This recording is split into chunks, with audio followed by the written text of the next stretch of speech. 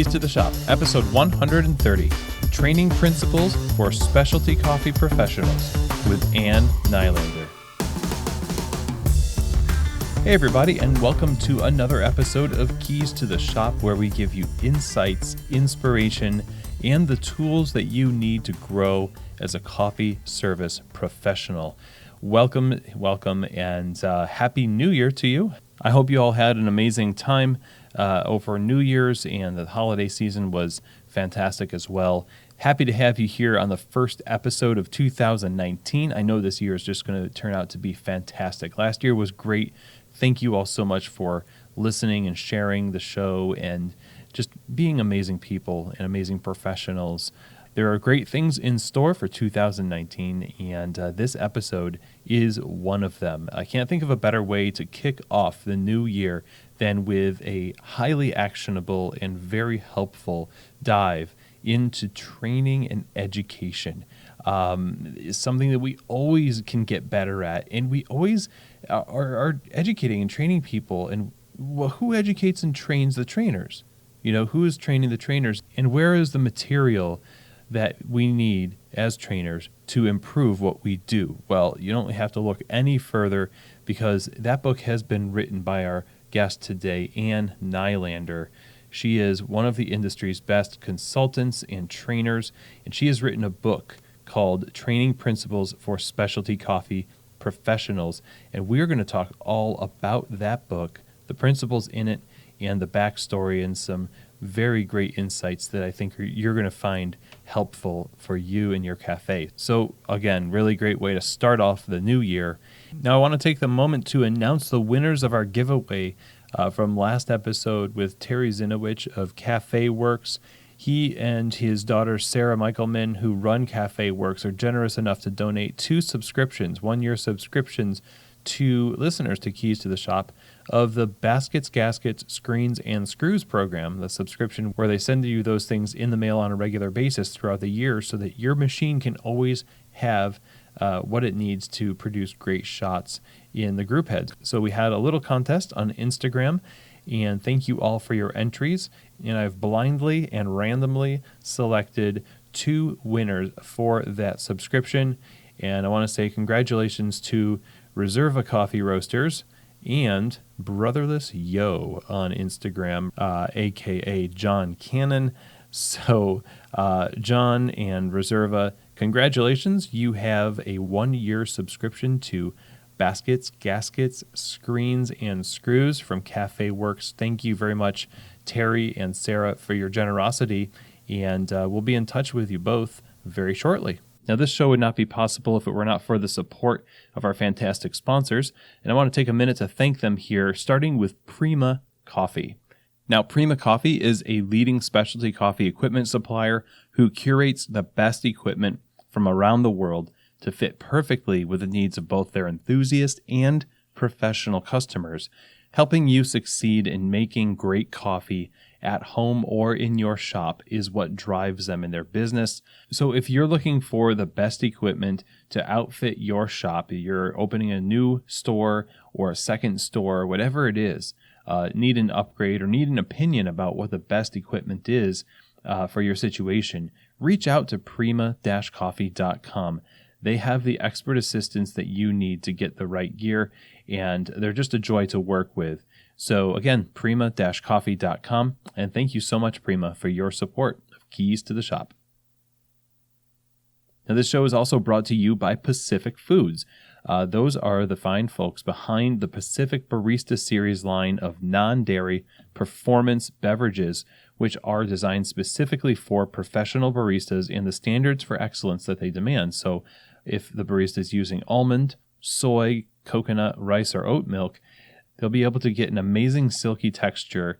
It'll take the heat from steaming very well, and it produces a flavor balance in the drink that keeps the focus on coffee, which all of that makes it a perfect choice for your cafe's menu. So Pacific also is a huge supporter of the specialty coffee community and the barista community. The quality of these beverages and the fact that they're always tweaking them based on the feedback they get from the industry is just a testimony to that fact. So I would highly recommend you go to pacificfoods.com and learn more about the Barista Series line of non-dairy performance beverages and how they can help elevate the non-dairy options you give your customers in your cafe. Thank you very much, Pacific, for your support of Keys to the Shop. All right, so today we get the privilege of starting the new year off right by talking about training principles for specialty coffee professionals, the new book by Ann F. Nylander, who is one of the industry's best consultants and trainers. This book is just fantastic, and it is a labor of love, something that has been tested throughout Ann's career, both as a barista, manager, consultant, and trainer. In Ann's practice of training and consulting, she focuses on growth strategies for coffee businesses with a focus on organizational training strategy and career development. She's worked in coffee since 2006, including working for Joe Coffee in New York City, the Specialty Coffee Association of America, and the Starbucks Reserve Roastery, and has also spent 5 years of her tenure in the industry as an independent consultant, managing projects small and large in the U.S. and around the world. So in this conversation with Ann, we dive into her book and go through section by section, talking about the fundamental pieces of adult education training principles that you need to be aware of, as well as the operational realities of running an educational session or training session. This is super practical. It is a to-the-point manual for those of us who find ourselves in training situations. It is incredibly valuable, a train-the-trainer resource that you can't do without. We talk about learning, different styles based on generational statistics. We talk about the difference between hands-on and auditory learning. We talk about being able to manage the room and interruptions, dynamic roles that you have to play as a trainer throughout the time of the session, setting quality standards and tracking performance of baristas along the way. There is a ton of different things that we go over that when you hear the conversation, I'm sure it's going to inspire you to take notes, and I hope it inspires you to buy this book, because it is something, like I said, I don't think you should be without if you are a trainer. So I'm excited to share this with you. I know it's really going to blow you away. So here now is my conversation about training principles for specialty coffee professionals with Ann Nylander. Well, hi, Ann. Welcome back to Keys to the Shop. Happy to have you back again. Thanks, Chris. It's great to be back. You've been very busy training and consulting and writing a book. Congratulations. Thank you. Thank you very much. Yeah, I'm excited to be here to share it with people and to talk a little bit about it. Yeah, so specialty coffee training principles, this sounds like exactly what we need, because we're always training baristas, and, you know, this show is all about helping people do their jobs better, especially those who are, you know, leading other people. So you got a lot of experience teaching various groups of people. Did you write this for the people that you know are trainers that you wish would do it better, or have you've seen mistakes being made in training? Like, what is a catalyst for writing a book like this for the industry? Yeah, so the real inspiration that came behind this book was my work as a consultant, and the work that I do with a lot of different organizations where they are all trying to learn and present training material to a group, but they're not all necessarily on the same page. And I have been fortunate enough through my experience working with the Specialty Coffee Association and also working at Starbucks of going through some pretty extensive adult education training that is really specifically geared towards training in the workplace. And it's also a topic I'm kind of just really interested in and passionate about. So when I would go in to work with a client, I would notice that they were kind of missing some of those fundamental pieces of adult education training principles. And so I would actually host a workshop pretty frequently with my clients. And previously what I was doing was kind of like cobbling together like a little bit of a handout from this place where I learned something and a little bit of a a chart from this place where I learned something. And finally, it was actually this summer, I was like, maybe you should just go ahead and write the whole thing out in your own words so that you can present a real thing that looks good. So that's kind of the idea for the workbook, where it came from. But I'm also hoping it's going to be a really helpful foundational starting point for anybody who is getting started with training in the industry, because I think a lot of people start, they kind of get promoted or elevated to the training position without any kind of information on what exactly they're supposed to do in their role. So this book kind of speaks to that audience. That's perfect. Yeah, that situation is all too common. Owners, if you're listening, this book especially will help you promote your people responsibly to those positions. You mentioned adult learners and teaching according to principles in the other industries outside of coffee have developed a lot of material around this. What qualifies as an adult learner as opposed to something else? So it's kind of, you want to think about it in terms of someone who is either in a formal education setting, or in a workplace setting. So you can think of it as like a non-adult learner, non-workplace learner is like a kindergarten student, like a 5-year-old, or like a 12-year-old, maybe even a 16-year-old prepping for the SATs. Those students will all kind of learn differently than what a typical adult student will learn. And so when thinking about creating environments, you have to kind of think about what it's like as an adult. And I don't know if you want me to talk a little bit more about that aspect of it.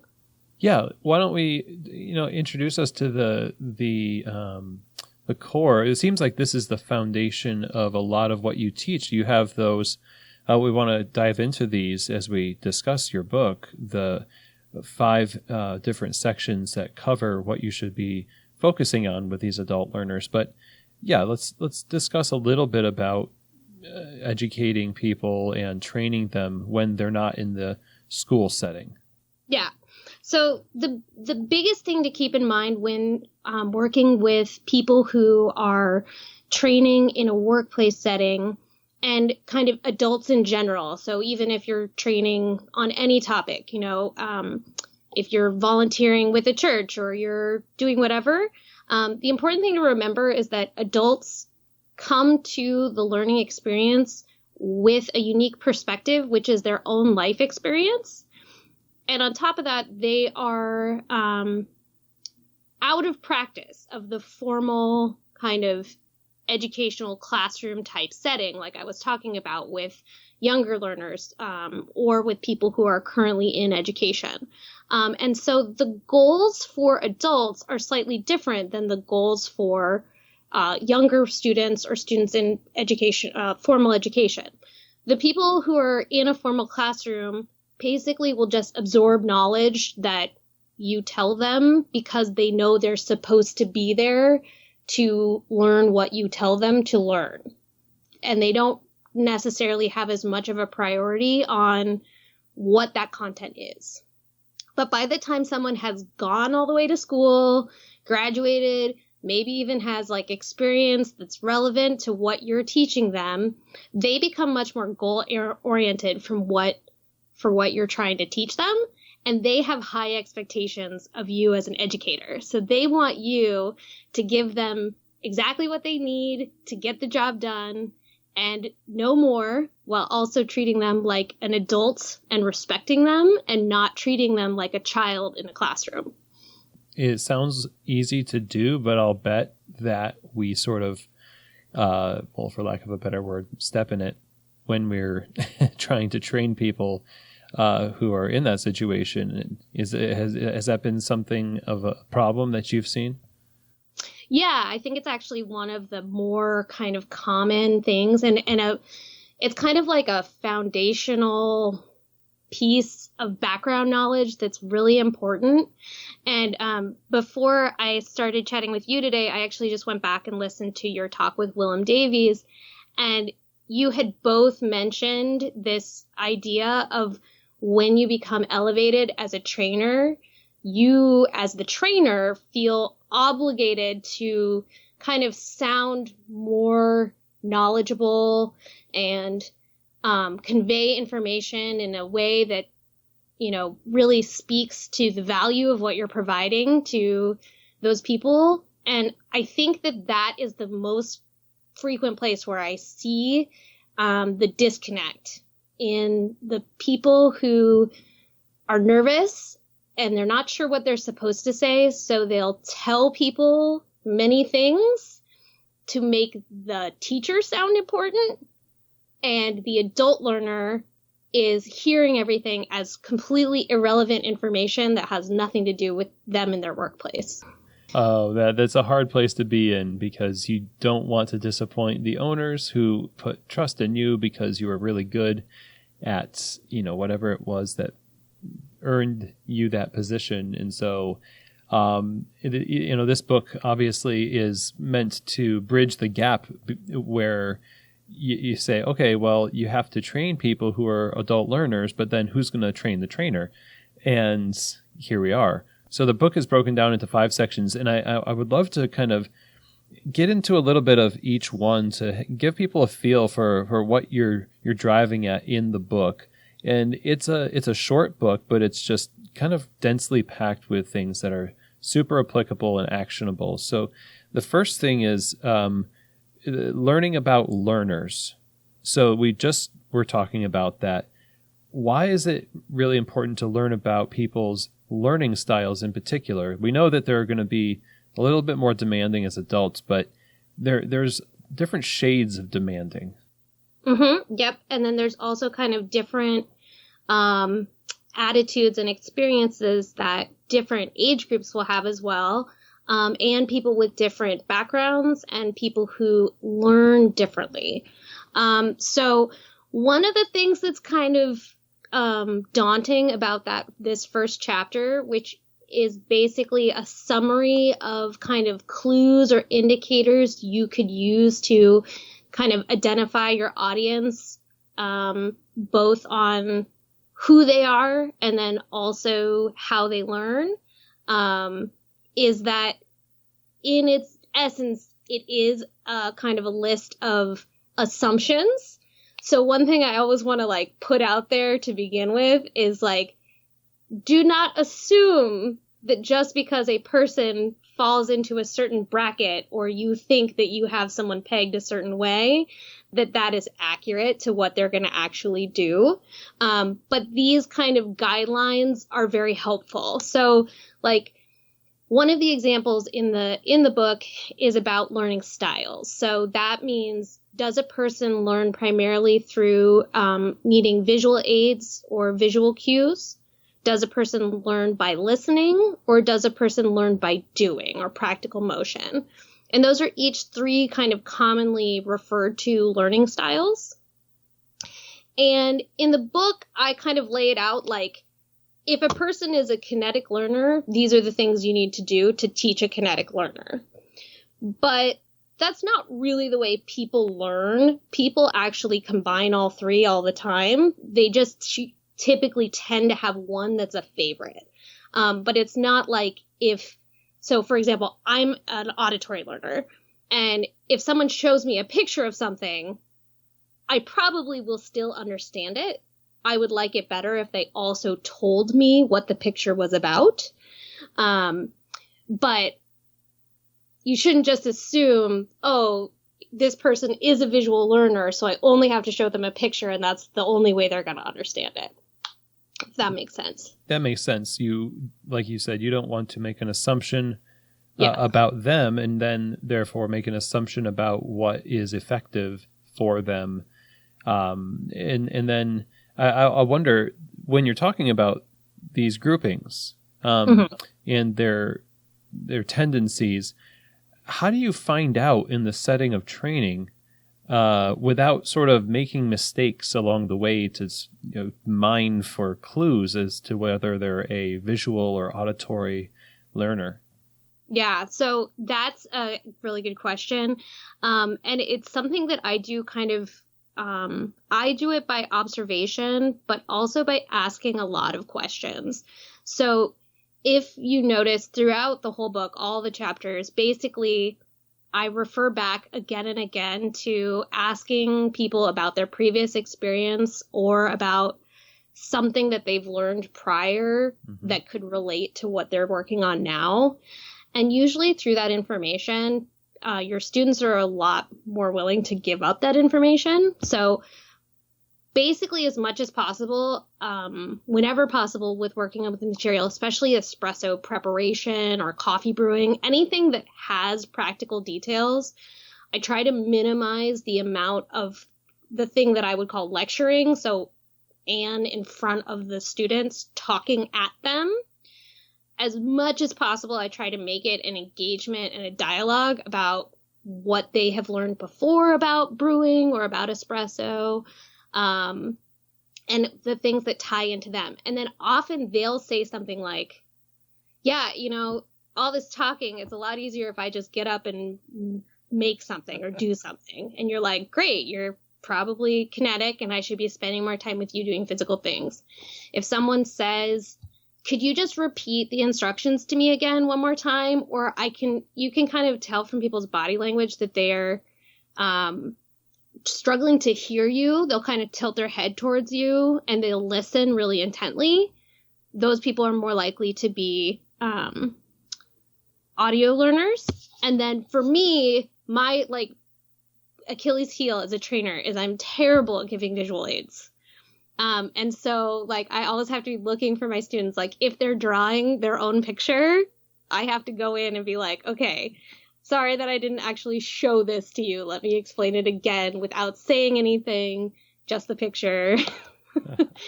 And so that's something that I, as a trainer, know I have to be aware of when I'm working on it. So when it comes to breaking down learning styles, then there's the age groups that you have to work with. And depending on what kind of a cafe you work in, you might have a range anywhere from just out of high school to a senior citizen. So where do you see trainers needing to focus when it comes to approaching people, not just on the way that they learn, but where they are in life that affects their learning? Yeah, I think that this is a really kind of helpful and instructive set of kind of guidelines about students. And one of the things that I think is the most helpful about this kind of section that I wrote, which I want to give full credit to our colleague Ildi Revi, who's the head educator at Ally Coffee, because this is really her work that I learned from the instructor development program at SCAA. And in it, she kind of just broke out general categories of different ages, which describe how people actually behave when they're of a certain age. So one of the things that's interesting is kind of younger people tend to behave more like students in a classroom. They tend to remember that more, so they're a little bit more familiar with it. They're more respectful of kind of the construct of what a classroom can and should feel like. And they're also more willing to kind of take in all that information.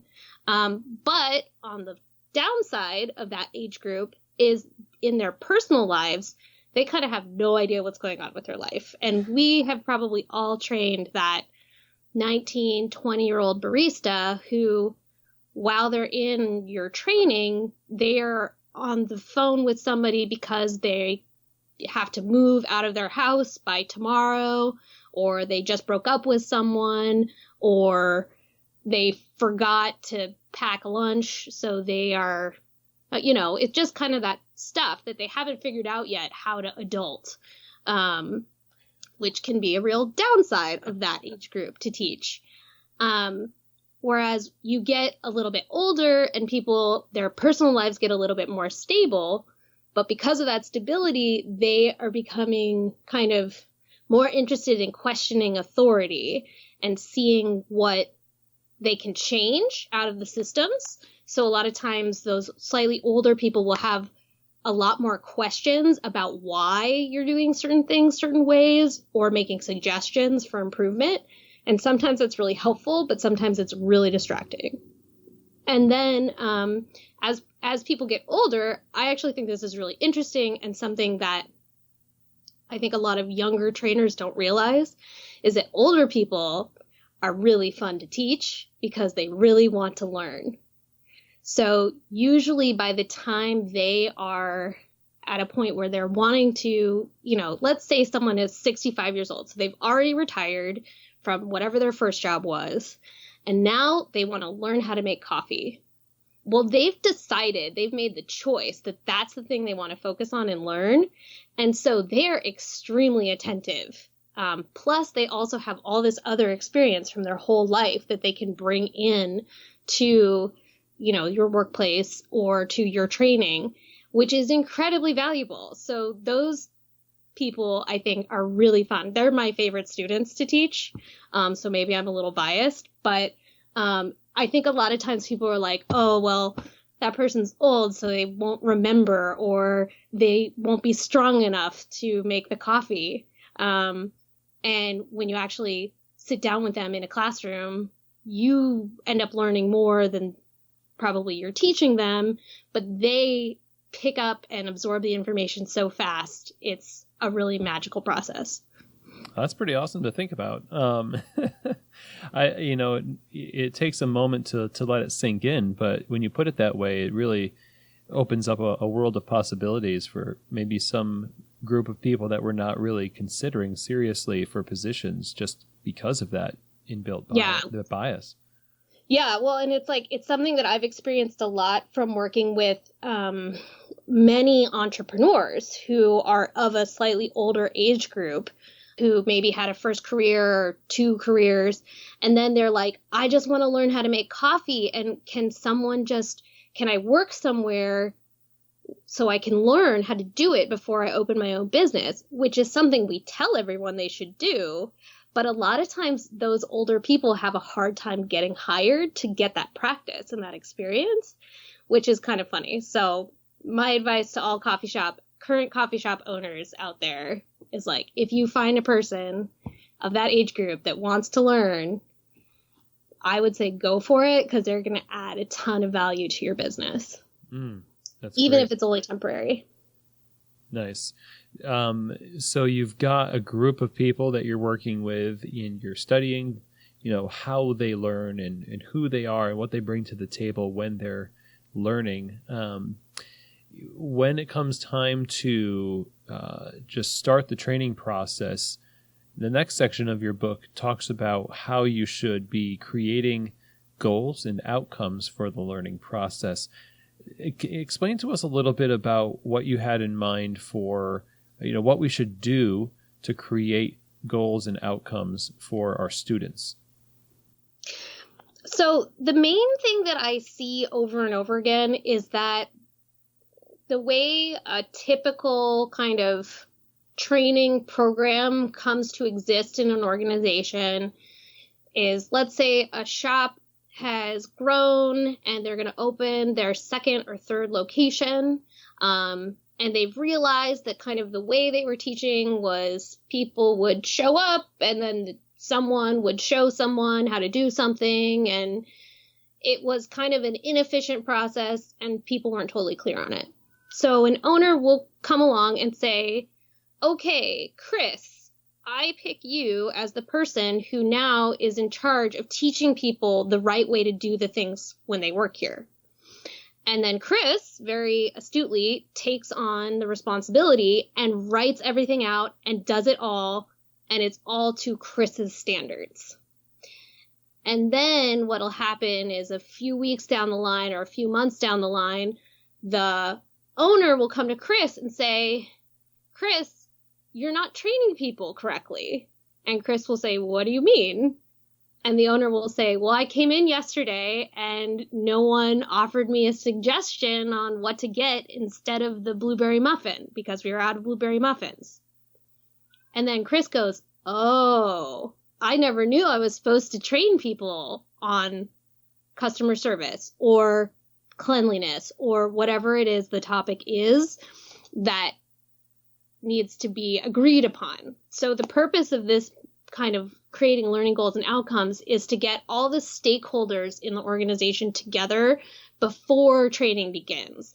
So you get together and everybody comes up with the ideas of what are the things that you think need to be taught in a cafe. And every cafe is a little bit different. I think there's general themes that always come through.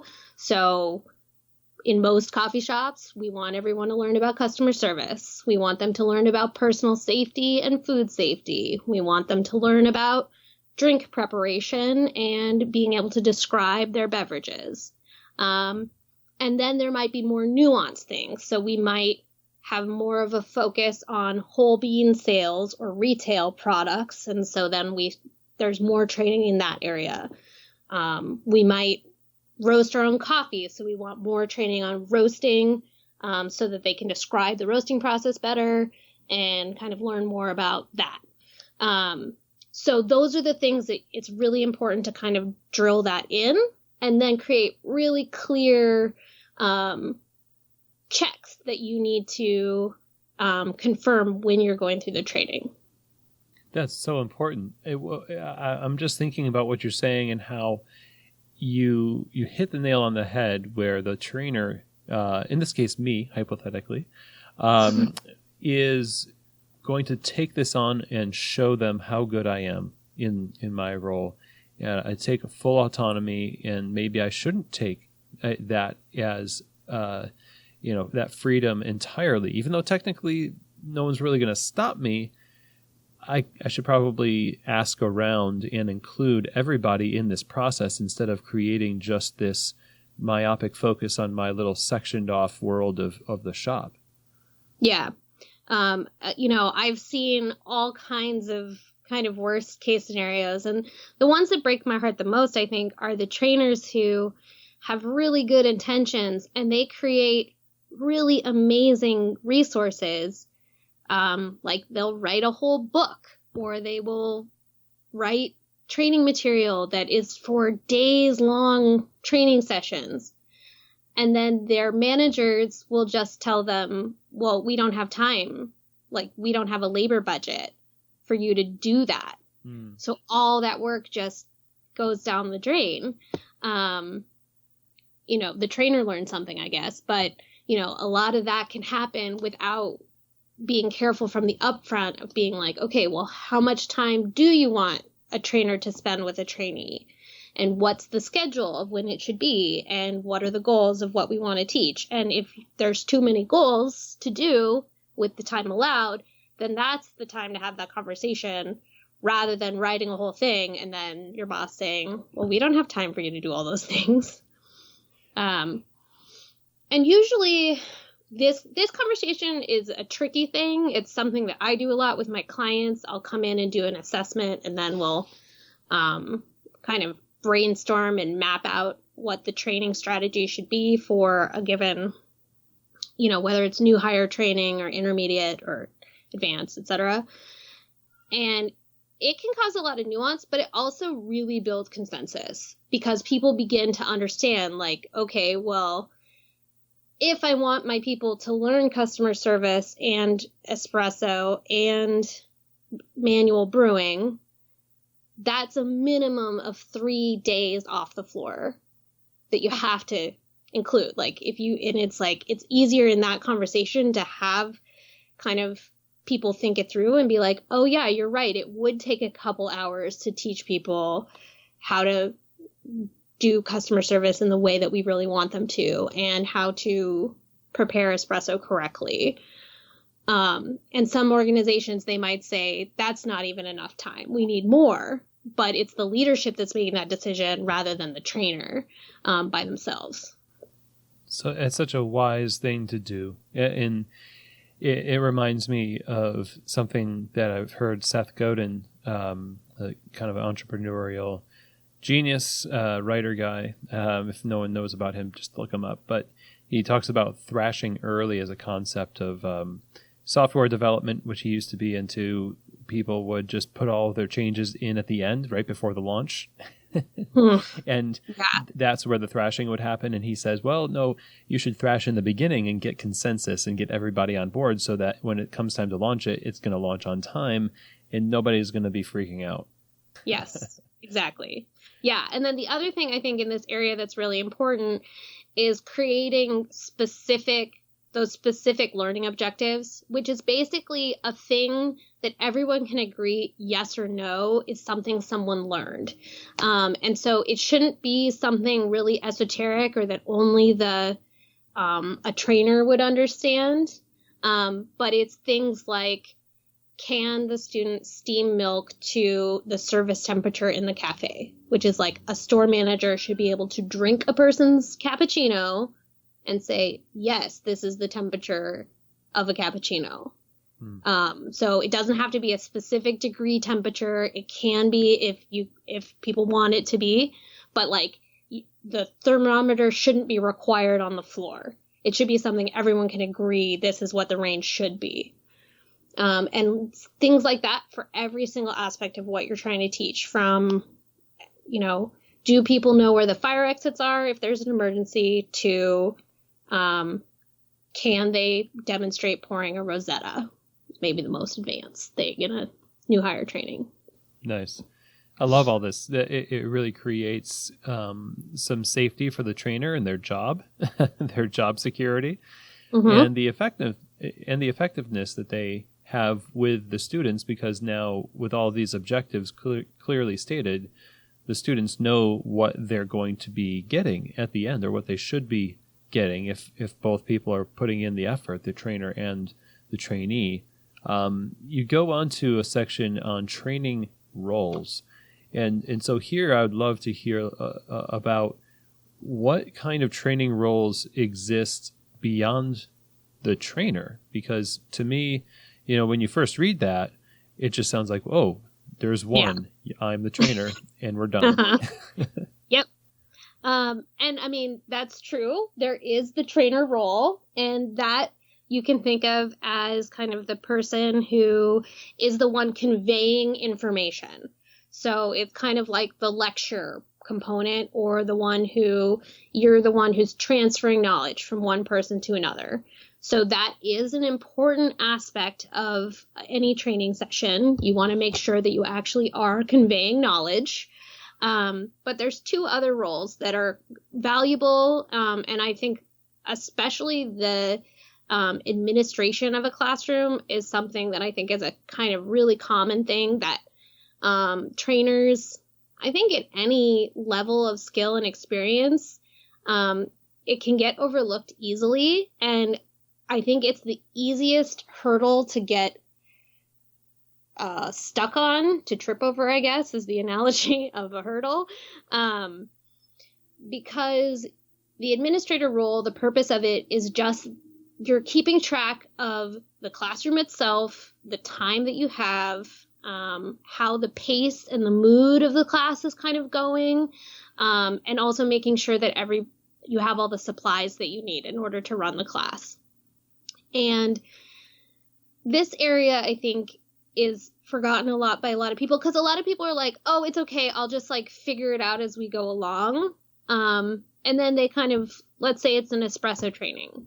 I'll figure it out as I go along, it's fine. And then they get to the part where you're supposed to pull espressos, and they realize that nowhere in their classroom are there cups. And then they kind of go, oh, shoot. And then there's all this dead time as they're kind of running around the rest of the office or the roastery or whatever, hunting down the cups that they know they put out there yesterday, but someone took them all. The roastery took them. Yeah. So that's like a really common thing that I see, and something that I try to work on myself. So kind of in the book, I explain that I think you should always be at least an hour early to teach any class, and have a plan of how you're going to set up the classroom. But then also, while the class is going on, you want to think about things like, did I spend too much time talking about this topic? Because now where can I edit in the rest of my time so that we cover and we make sure we actually learn all the objectives that we're supposed to hit? if I went over time in this one section, I need to cut somewhere else. The facilitator role is the last one. And the facilitator, the word facilitate, I thought this was really interesting. I only learned this when I was writing the book, so we can all keep learning things. But the word facile means easy in French, and facilitate means the process of assisting someone in making knowledge feel easier. So it's being able to guide and encourage people to learn the information. So the purpose of the facilitator role is to engage with the students and help them achieve their awareness and knowledge on their own about what they've learned, about the subject matter. So it's kind of pulling in from their own experience, and then also helping them apply what they've learned in their own words, in their own physical process, or whatever it may be. I love all of this, and I feel like this is an ideal to have in a training scenario. I have two things that I'm interested in knowing, because, not everybody can have three people. And so I imagine that the one person who's the trainer, and the budget can only allow for one person, has to wear these hats. Correct. Yes. This is intended to be one person. Okay. Being all of these roles. And they have to kind of switch back and forth throughout all of them, throughout any training session. Got it. That makes a lot of sense. And so, although it would be fun, I think. I like to picture like a world where there's an espresso training and there's like a person in red who's the administrator, and it says administrator across their shirt, and then a facilitator in green. Oh my gosh. Anyway. Yeah, I imagine it's one of these like large JAB corporations, that have the training facility to do that kind of thing, the budget for those three people. Yeah. And I mean, if I could have an assistant who set up my classroom, I would love that. That would be great. But so far, I haven't gotten the budget yet. So this is something I feel is so applicable, not just for people who have labs that can do this, but just being able to do these things. It's not ideal to do it live on bar, but sometimes that's the only place that you can do it, the training. And yet still having a checklist or making sure that all of the things that you need for that training that aren't absolutely necessary for service are going to be there for you when you get there, so that maybe you don't have as many latte cups because customers are using them. Right. It makes a lot of sense for both scenarios. Yeah, definitely. And it's also, I think, really helpful when you think about the facilitator role. Also kind of engages people in a process. You as the trainer want to be actively listening to your student and hearing from them what they want to be learning about. And so you can kind of edit and tweak what the training is based on their previous experience. So I absolutely use this. So a lot of times training that I'll do is we'll kind of be in a lab somewhere. We'll be off in a kind of controlled environment, and we'll learn 3 skills.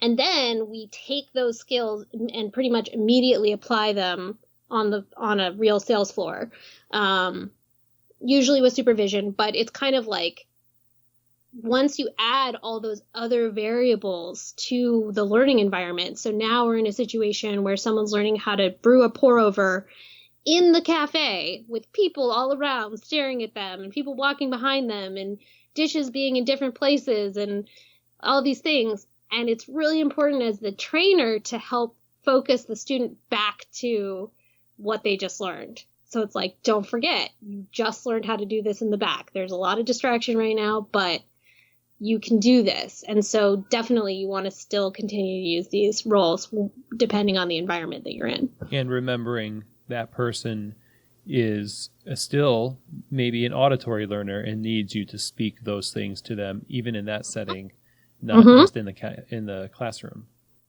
Or if they're a visual learner,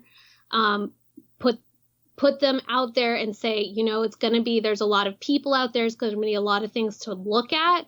So you as a student need to focus on the thing that you're working on right now and kind of try to filter out that extra visual information that's going to be all around you. Perfect.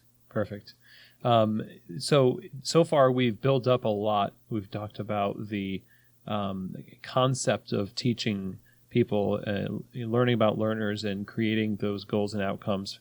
We're all in consensus, and now we know what roles we have to play. Now we're going to train people, and we have to have particular skills that in the process of communicating information and getting people to do what we know is the best for them to do for success in their role.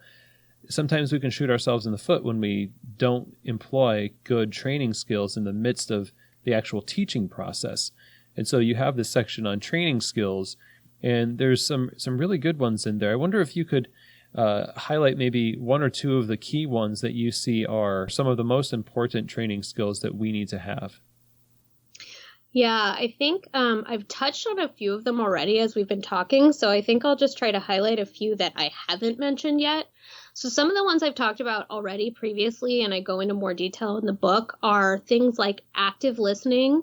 And that, briefly defined, it just means the process of really concentrating and engaging with your student and confirming what you've heard when they provide you with information. So I think a lot of times trainers think that they are speakers, when really, in fact, the real thing they are is people who check to make sure that people heard them and can say the thing that they told them to say back to them. And also can do the thing. So a lot of times people can repeat the words to you because they've memorized the words, but they can't actually physically complete the action. So both need to be checked. And that's both, I think, in a process of kind of active listening and active learning about what your student is doing. But some of the other things that I think are really important are handling common challenging behaviors is something that I think a lot of trainers get hung up on at first. And so it's nice to kind of have, I wrote basically like a cheat sheet of like, what do you do if a student keeps asking you questions and they're taking up everyone else's time and you want to continue moving on to the next sections of the class. So the answer to that specific example is there's this tool in adult education called the parking lot, which is basically you put a piece of paper on the wall, and when someone keeps asking you questions that aren't relevant to your information that you're presenting, you just say, that's a great question. In front of all the audience, I'm going to write it down so everyone can see that I validate your question, and I'm going to get to it if we have time. And then you can talk to them about it if there is time at the end of the class, or if there's a time where it becomes relevant, because sometimes people ask questions before or after the class. So knowing the material is also really helpful, because if you know that you're going to answer a question about backflushing in an hour on Espresso 101 and someone asks what cleaning detergent you should use, you can say, great question, I will answer that in 1 hour. So that's one example. There's some other things that people do. Like a lot of times students will either question your authority or kind of push back against the information. And usually that's coming from their experience as adults and having prior experience or knowledge when it comes to coffee. So as a trainer, learning to validate what their experience is while still enforcing what the standards are that you are producing, and having good reasons why, can be really helpful. And sometimes people can teach you new information, but most of the time they are speaking with outdated or irrelevant information to what the current thing is that you're trying to teach at that moment. So having that kind of delicate balance of saying, well, I understand you have previous experience on this. This is the recipe we're going to use or the methodology we're going to use because we've updated it based on the few years in between your time that you were last trained and now, or whatever the reason may be. Those can all be really helpful things so that it doesn't turn into an argument in the class. I love the parking lot concept. That's a brilliant way to handle it. And as you describe the situation of pushback, it just makes me think it's like being at the register with a customer who has been on vacation in Italy or France, and they're pretty sure they know espresso like the back of their hand. And you've got to do some kind of juggling of like valuing them and not making them feel dumb, but also getting them a drink and or in this case, getting them educated and trained. Yeah, and I think one trick that I've learned in just my experience as a coffee professional is that always reverting back. It's like when in doubt, use your customer service skills. That applies to training as well. And so it is that same idea of like, well, what do you do if your customer is saying that they want something and you know the thing that you want to provide them is not going to match their expectations? And the example in customer service is like, I will give you an espresso that we make and you'll try it. And if you don't like it, then we'll figure it out. But 90% of the time or more, people try it and go, oh, you know what? You're right. The way you make espresso is pretty good. And the same thing is true with learning styles. So people will say, I've learned only to distribute coffee using the stock method. And you can say, that's great, but we've learned to use a distribution tool here, and that's what we want everyone to do. Why don't we try pulling a shot that way, and let's see how it's different and why this way makes more sense, because everybody does it the same way here. And then they try it and they're like, oh yeah, it's not actually that different. So that's great. And there's a lot more in that section. These are some good ones to talk about. You end the book by talking about the tracking of performance in measuring people's growth as they become better at these tasks you're teaching them.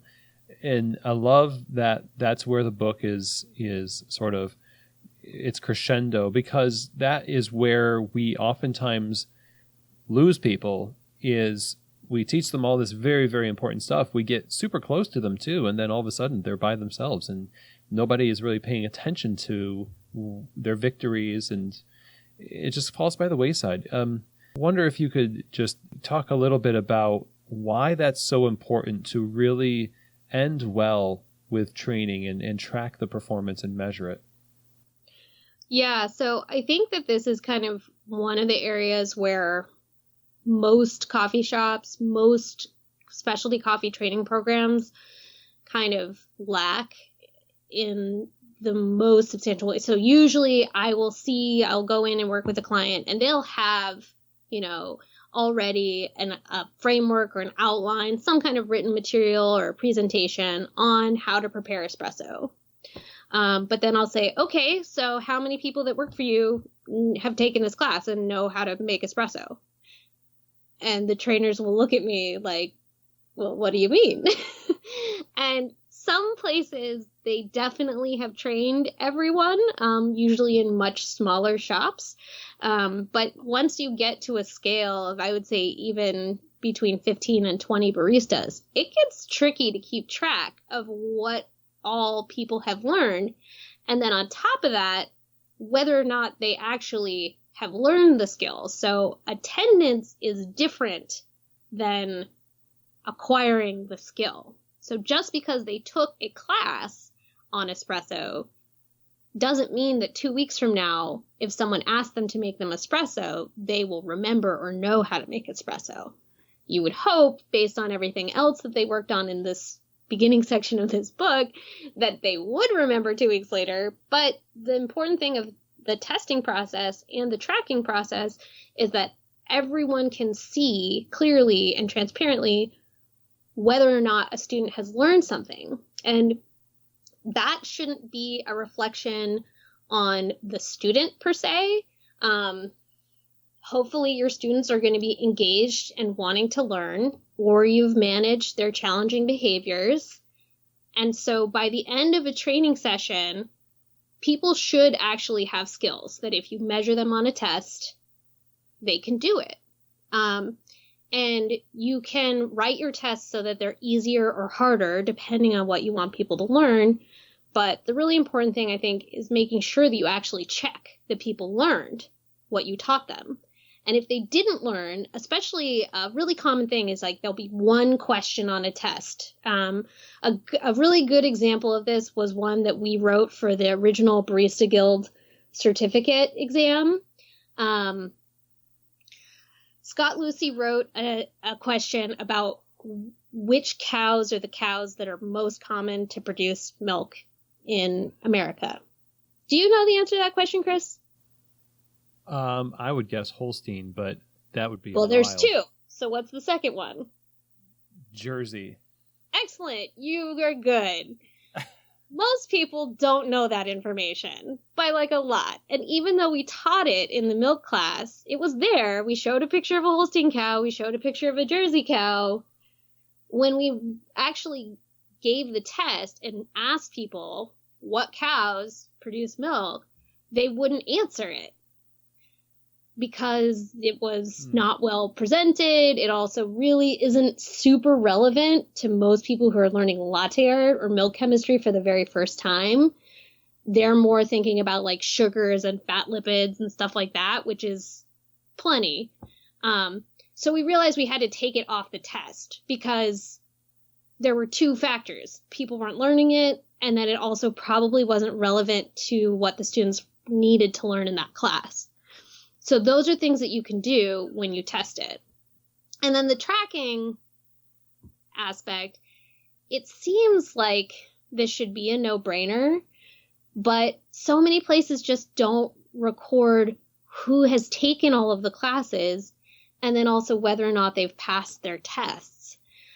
And so the process of going back,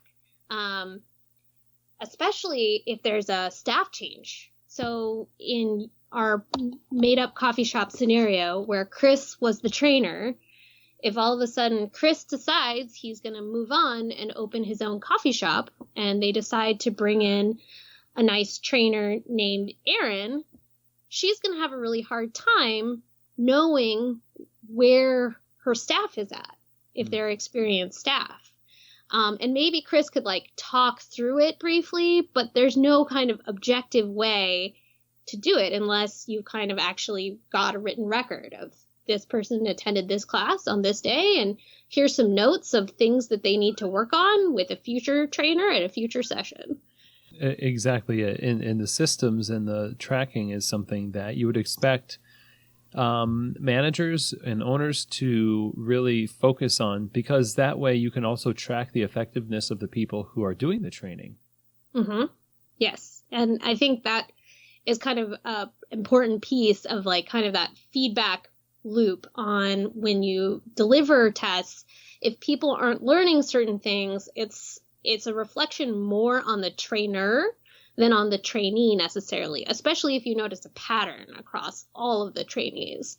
And I think a kind of common frustration that I hear with less experienced trainers, younger trainers, is like, oh, these students are just so bad. They take so long to learn something. And that should be an indicator to the trainer that they are not effectively training on that. So that's kind of this area that we were chatting about before the show started, where I'm like, there's no harm in going and stealing a good idea on how to teach from a different trainer. Mm-hmm.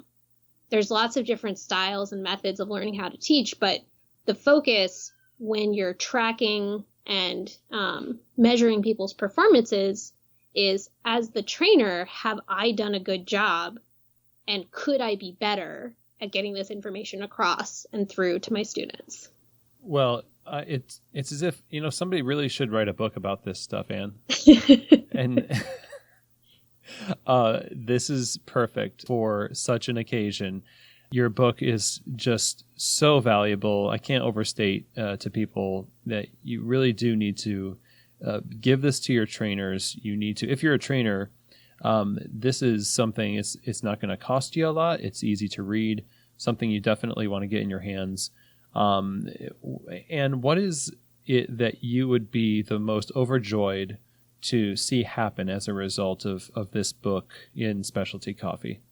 Well, one thing I think when it comes to training and education, I think we've really come a long way as an industry in terms of our coffee knowledge. Like, I think a lot of people know a lot more. You know, I started in the coffee industry in 2006, which, you know, by some measure is late to the party. But even at that time, there really wasn't that much kind of knowledge available out there. But I think one thing we still have kind of a difficult time doing is sharing that knowledge, especially between and among different coffee shops, because we don't kind of convey information in a similar way or in a way that we can all understand each other, kind of. And I think it would be really great if just there was more of that kind of specific objective discussion when we talk about what we're trying to talk about in terms of the knowledge. So it's kind of a funny thing because in a way we've come really far, but I think there's still a lot to go. And then the other thing is that I would just love to see a lot more of trainers being nice to their students. Which it's kind of the still like my mantra for a long time was I just want baristas to be nice to their customers. But it's the same idea. I think I really think it goes back to that thing I said earlier at the very beginning, which is that when trainers are first thrust into the position of leadership, they think that the way they should handle it is by kind of acting like an authoritarian figure or a kind of ruler with an iron fist type situation. And I've found that I think some of my best training moments, you know, as a trainer personally, is when I go, well, I'm not even really sure how we're going to learn about this, guys, because I'm not 100% on this topic, but let's figure it out. Let's talk about how we all have relevant experience to what we're learning, and let's figure it out together. And that can prove to be a really effective way to teach people if you feel confident that you can kind of manage the boundaries of your time and your space. Those are worthy goals. No doubt this is going to inspire those things. Thank you, Anne, for joining us on the show and just talking about this great resource. How can people get this book? Where can they find you and get this book? So the book is available at my website, which is just Anne, ANNEF, Nylander.com. And then if you click on the resources tab, it's right there. It'll also be up in my Instagram, which is just AF Nylander. That's it. And I'll have a link right there. And you can always find me on all the social media and all the things as AF Nylander. Awesome. This was such a great talk. Thank you for laying this all out for us and for writing this book. Well, it's my pleasure. And thanks again for having me, Chris. I really appreciate it. All right. Well, I hope that you found that to be a very helpful episode.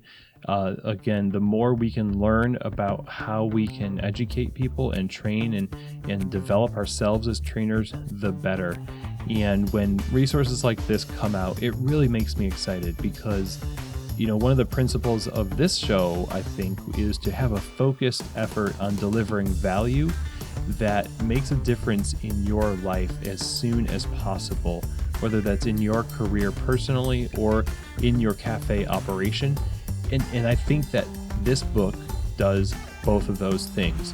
So I want to thank Anne for coming on the show and talking to us about these principles that she's used and found success in, and that we will, if we apply them, also find success in. So thank you so much, Anne, for sharing your wisdom. Now, if you want the show notes for this episode, you can go to keystotheshop.com. On the sidebar, there's a place to put your email address, and when you do that, you'll be signed up to receive the newsletter every couple of weeks or so, where that will have the notes in it, where the notes are essentially the highlights or the key takeaways from each episode, and consider it kind of like the cliff notes of each episode. And then you can have the option of clicking on the downloadable PDF of the transcript, a full transcript of the interview, if you really want to get detailed.